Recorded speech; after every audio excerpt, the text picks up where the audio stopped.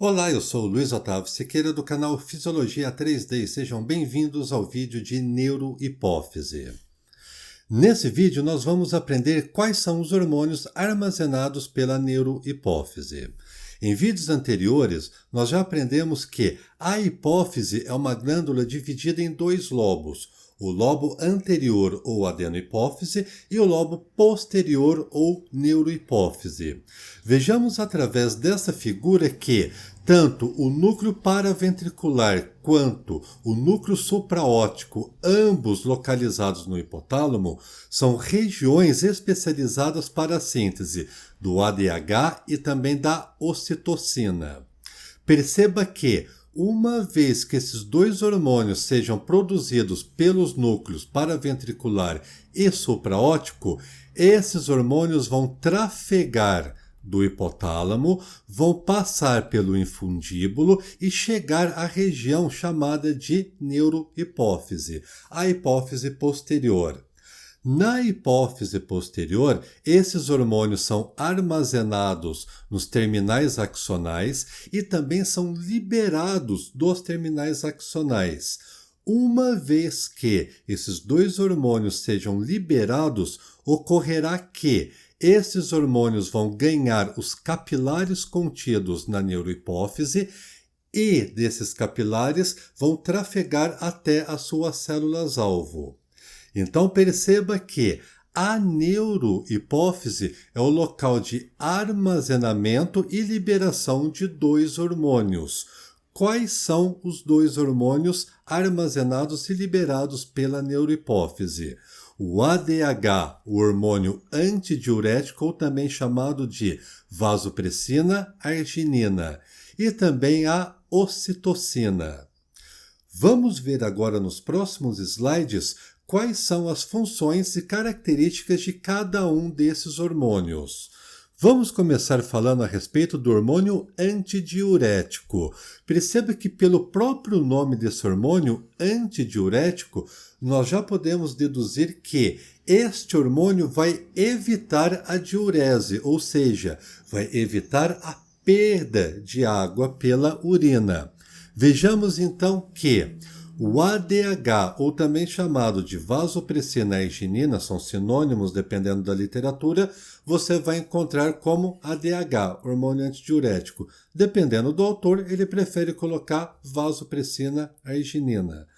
Os dois estão corretos. Então, gente, o ADH vai promover a retenção de água pelos rins. Isso vai fazer com que ocorra uma diminuição da perda hídrica, da perda de água pela urina. E, ao mesmo tempo, ocorrerá a retenção de água na corrente sanguínea. Perceba um detalhe interessante. Em condições experimentais, foi observado que injeções intravenosas de ADH em ratos e também em camundongos provoca uma vasoconstrição, e essa vasoconstrição, por sua vez, eleva a pressão arterial tanto em ratos quanto também em camundongos. Mas um detalhe interessante é que, em humanos, esse efeito pressórico ainda não foi observado claramente com o aumento do ADH. Então, nós não sabemos se o ADH pode promover um aumento da pressão arterial em humanos. Em ratos e camundongos, esse efeito já é bem visível e compreendido. Conhecendo agora o hormônio antidiurético, nós vamos ver uma doença nova, o diabetes insípidos. Normalmente as pessoas não conhecem muito a respeito dessa doença, e o primeiro detalhe que vocês precisam saber é que o diabetes insípidos não tem nada a ver com o diabetes mellitus que nós já estudamos nessa playlist. São doenças totalmente distintas uma da outra. Vejamos então que o diabetes insípidos seria uma disfunção no sistema do hormônio antidiurético pela neurohipófise. Neste caso, quando a neurohipófise não secreta o ADH ou secreta um ADH defeituoso, ocorre o que nós chamamos de diabetes insípidos central. Porém, pode ocorrer que o diabetes insípidos seria uma incapacidade dos rins em responder ao ADH. Nesse caso, o que acontece? O sistema nervoso central consegue produzir corretamente o ADH, porém as proteínas localizadas nos rins são incapazes de responder ao ADH. Nesta condição, ocorre a formação do diabetes insípidos nefrogênico, de origem nos rins.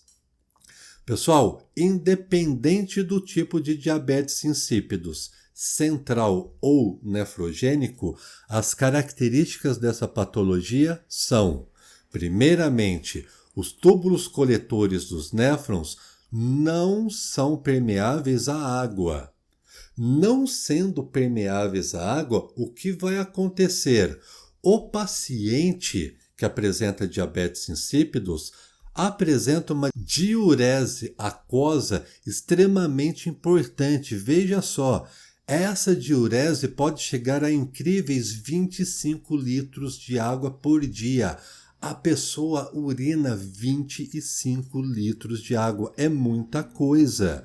Obviamente, essa água precisa ser reposta. Isso indica que o paciente com diabetes insípidos toma muita água e urina muito, uma urina aquosa. Na diurese aquosa, ocorre um aumento do fluxo de urina, mas veja, não há a excreção de solutos, não há excreção de sódio, de potássio e de outros solutos presentes no plasma sanguíneo. Vamos ver agora um pouco a respeito da ocitocina. A ocitocina tem uma função extremamente importante nas mulheres. Este hormônio estimula as contrações uterinas durante o trabalho do parto.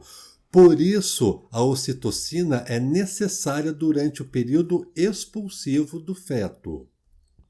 Também este hormônio estimula as contrações dos alvéolos e ductos das glândulas mamárias.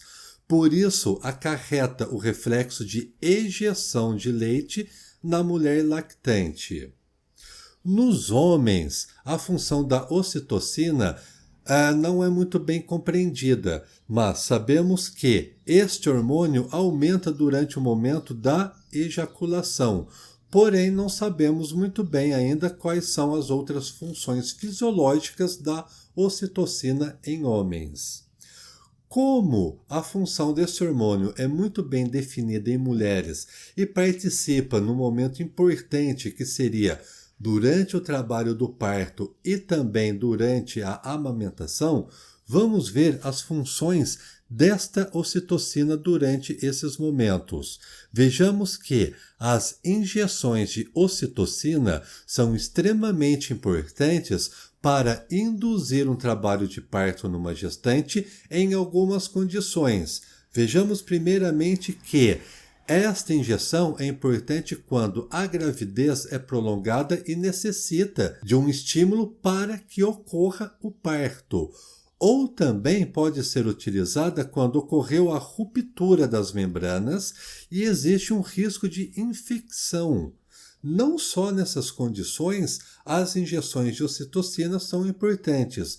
Vejamos também em outros momentos que pode ser utilizada a injeção de ocitocina.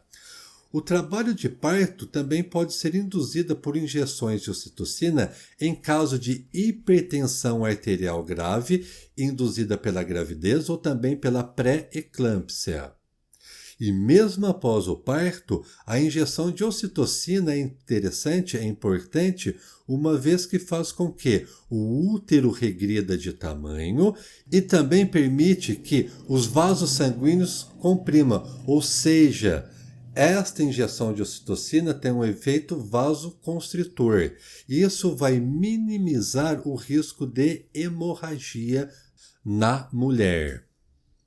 Vamos ver agora quais são os reflexos neuroendócrinos do controle do hormônio antidiurético e também da ocitocina.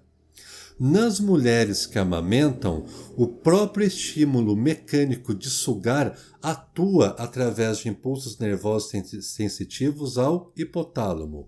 Então, o que acontece? Este estímulo mecânico faz com que os impulsos nervosos partam do mamilo, passam pela medula espinal, chegue até o hipotálamo. No hipotálamo ocorrerá a estimulação dos neurônios, do núcleo paraventricular e supraóptico que nós já estudamos, e esses neurônios estimulam a liberação da ocitocina. Já na secreção do ADH, este hormônio é estimulado por neurônios osmorreguladores do hipotálamo em resposta ao aumento da pressão osmótica do sangue. O que isso quer dizer? Quando ocorrer o aumento da concentração de solutos no plasma sanguíneo, este aumento de solutos vai estimular os neurônios osmorreguladores do hipotálamo, que por sua vez aumenta a secreção do ADH. Isso vai fazer com que ocorra a diminuição da perda hídrica através da urina e, consequentemente, a retenção de líquido no plasma, aumentando o volume do plasma sanguíneo, até normalizar a pressão osmótica.